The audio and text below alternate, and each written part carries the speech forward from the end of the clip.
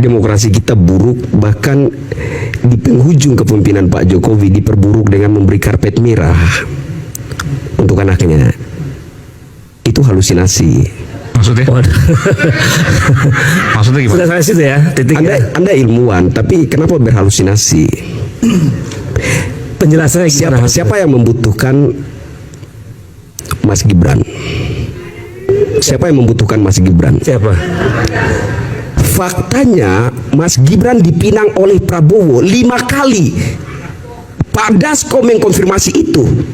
5 kali Pak Prabowo meminta, dan pada kali yang kelima Pak Jokowi mempersilahkan Pak Prabowo minta langsung kepada Mas Gibran.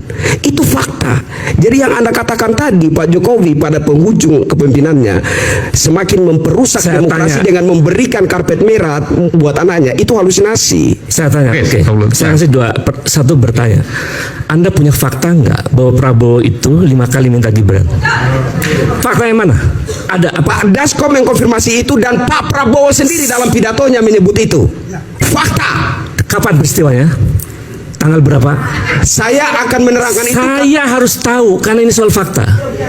Kapan peristiwanya? Pak Dasko mengatakan itu. Di mana berita yang tunjukkan sekarang? Dalam pidatonya mengatakan itu. Diam dulu. Nanti ada YouTube-nya Pak Dasko, ada YouTube-nya Pak Dasko. Ya, tunjukkan. Nanti diberikan. Oke, tunjukkan. YouTube-nya Pak Dasko. Oke, itu baru satu. Saya komentar. Tadi YouTube. Yang kedua, mengapa disebut merusak demokrasi di penghujung kekuasaannya?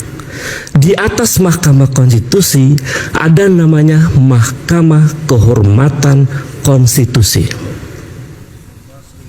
Oke.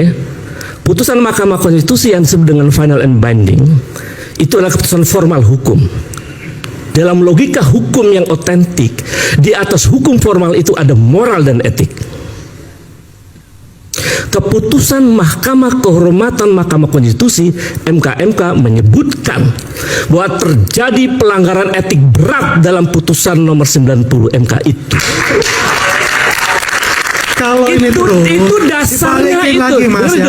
Ini sudah selesai. Ya, Presiden, Wakil Presiden sudah dilantik. Kita nggak usah balik lagi. Saya mau menjelaskan. Justru saya mau membantah perkataan Anda tentang KPK.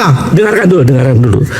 Kan saya mau menjelaskan bahwa kerusakan itu sistemik bukan hanya di bidang ekonomi, tapi juga di bidang politik dengan data-data yang saya tadi jelaskan. Saya menjelaskan itu untuk memperkuat bahwa kerusakannya sistemik. Ya, dengan korbannya Gen Z yang nganggur dan sebagainya itu.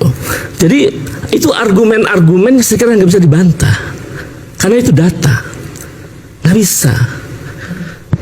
Nah, situasi itu kemudian terjadi, kemudian dilanjutkan oleh Presiden Prabowo episodenya. Akumulasi ketidakadilan, ya, akumulasi kekecewaan yang kemudian memuncak dengan peristiwa Agustus akhir kemarin. Itu kan sebetulnya akumulasi dari banyak persoalan ya, yang menumpuk sebetulnya.